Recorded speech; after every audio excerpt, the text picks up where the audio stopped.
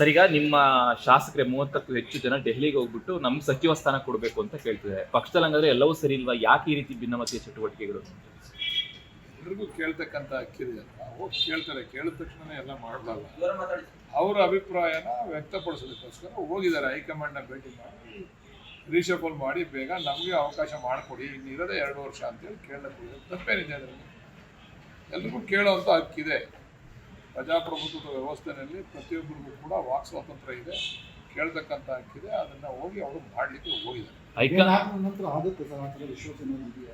ವಿಶ್ವಾಸ ಇಟ್ಕೊಂಡೇ ಎಲ್ಲ ಕೆಲಸ ಮಾಡ್ಬೇಕಲ್ವ. ನಾವು ಆಯ್ತದೆ ಅಂತ ವಿಶ್ವಾಸ ಇಟ್ಕೊಂಡಿದ್ದೀವಿ. ಹೈಕಮಾಂಡ್ ತೀರ್ಮಾನ ಮಾಡಬೇಕು. ಸರ್, ಈಗ ನಾಯಕತ್ವ ಚರ್ಚೆ ನಡುವೆ ಸಚಿವ ಸಂಪುಟ ಪುನರ್ರಚನೆ ಅನ್ನುವಂಥ ಮಾತುಗಳು ಯಾಕೆ ಕೇಳಿ ಬರ್ತಾ ಇದೆ ಅಂತ ಸರ್? ಎಲ್ಲನೂ ಚರ್ಚೆ ಆಗ್ತಾ ಇದೆ. ನಾಯಕತ್ವನೂ ಚರ್ಚೆ ಆಗ್ತಿದೆ, ಇದು ಚರ್ಚೆ ಆಗ್ತಿದೆ, ಎಲ್ಲನೂ ಚರ್ಚೆ ಆಗ್ತಾ ಇದೆ. ಚರ್ಚೆ ಆಗಲಿ. ಅಲ್ಲ ಸರ್, ಇಲ್ಲಿ ಪ್ರಶ್ನೆ ಆಗ್ತಕ್ಕಂಥದ್ದು ತೀರ್ಮಾನ ಮಾಡ್ತಕ್ಕಂಥದ್ದು ಹೈಕಮಾಂಡ್. ಚರ್ಚೆ ಆಗ್ತಕ್ಕಂಥದ್ದು ಅವರ ಸ್ವಂತ ಅಭಿಪ್ರಾಯ, ಶಾಸಕರುಗಳ ಅಭಿಪ್ರಾಯ, ನಾಯಕರುಗಳ ಅಭಿಪ್ರಾಯ. ಅದು ತೀರ್ಮಾನ ಮಾಡೋದು ಹೈಕಮಾಂಡ್ ತೀರ್ಮಾನ ಮಾಡೋದು. ರೀಶಫಲ್ ಆಗ್ಬೇಕಂತ ನಿಮಗೂ ಇದೆಯಾ ಸರ್? ನನ್ಗೆ ಆಸೆ ಇಲ್ವ? ನಾನೇನು ಸನ್ಯಾಸಿನ? ನನಗೂ ಮಾಡ್ಬೇಕು ಮಂತ್ರಿ. ನಾನು 5 ಸರಿ MLA ಆಗಿದ್ದೀನಿ ಅಂತ ನನಗೂ ಆಸೆ. ಸರ್, ತಾವೆಲ್ಲ ಒಂದು ದೊಡ್ಡ ಉದ್ದೇಶ ಇಟ್ಕೊಂಡು ದೆಹಲಿಗೆಲ್ಲ ಹೋಗಿದ್ರಿ ಸರ್. ಆ ಉದ್ದೇಶ ಈಡೇರುತ್ತಾ ಸರ್?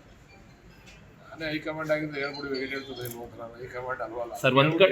ಒಂದ್ ಕಡೆ DCM ಅವರು, ಮತ್ತೊಂದ್ ಕಡೆ CM ಅವರು ಹೈಕಮಾಂಡ್ ನಿರ್ಧಾರ ಮಾಡುತ್ತೆ ಅಂತ ಹೇಳಿದ್ದಾರೆ. ಯತೀಂದ್ರ ಅವರು ನಿನ್ನೆ ಕೂಡ ಹೇಳಿದ್ದಾರೆ ಮುಖ್ಯಮಂತ್ರಿಯಾಗಿ ಸಿದ್ದರಾಮಯ್ಯ ಅವರು 5 ವರ್ಷ ಇರ್ತಾರೆ ಅಂತ.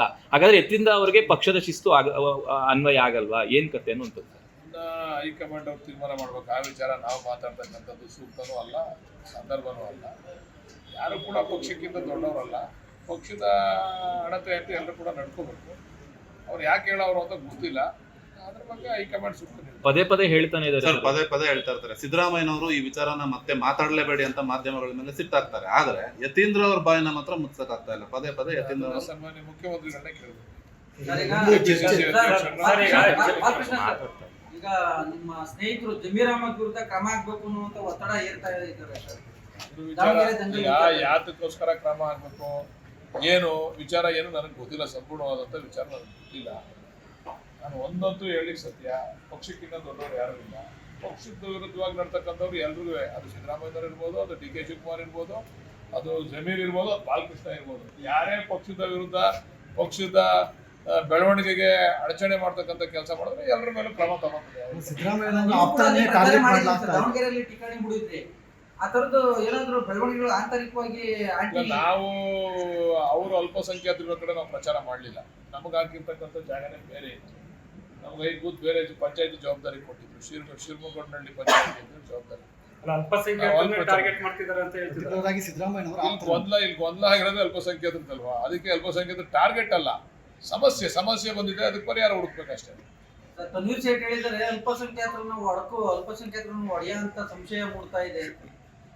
ತನ್ವೀರ್ ಸೇಠ್ ಅವರ ಅಭಿಪ್ರಾಯ ಇರ್ಬೋದು, ಅವ್ರನ್ನ ಕೇಳಬೇಕು. ಕಾಂಗ್ರೆಸ್ ಪಕ್ಷದಲ್ಲಿ ಜಮೀರ್ ಅಹಮದ್ ಅವರು ನಾಯಕತ್ವ ಹೆಚ್ಚಾಗ್ತಾ ಇದೆ, ಬೇರೆ ನಾಯಕರನ್ನ ಬೆಳೆಯಕ್ಕೆ ಬಿಡ್ತಾ ಇಲ್ಲ, ಬೇರೆ ನಾಯಕರನ್ನ ಬಿಲ್ಡೋಸ್ ಮಾಡ್ತಾ ಇದ್ದಾರೆ. ಆ ಒಂದು ಕಾರಣಕ್ಕೋಸ್ಕರ ಈ ಸಮಸ್ಯೆ ಸೃಷ್ಟಿಯಾಗಿದೆ. ಬೇರೆ ನಾಯಕರು ಜಮೀರ್ ಅಹಮದ್ ಬಂಡಾಯ ಇಟ್ಟಿದ್ದಾರೆ. ಬೇರೆ ನಾಯಕರು ಬಹಿರಂಗವಾಗಿ ಮಾಧ್ಯಮದವ್ರು ಹೇಳ್ತಾರೆ. ನಮ್ಮ ಮೇಲೆ ಹಾಕ್ಬಿಡಿ ಸರ್. ಬೇರೆ ನಾಯಕರು ಯಾರು ಹೇಳವ್ರೆ? ಎಲ್ಲರೂ ದೊಡ್ಡ ನಾಯಕರು ಅನ್ಕೊಂಡಿದ್ದಾರೆ. ಯಾವ ಹೆಸರು ಹೇಳಿಲ್ಲ ಅವರು. ತನ್ವೀರ್ ಸೇಠ್ ಅವರು ವಿರೋಧ ಮಾಡ್ತಾರೆ. ಯಾರು ಅಂತ ಹೇಳಿದ್ರು ಕೇಳಿಲ್ವಲ್ಲ.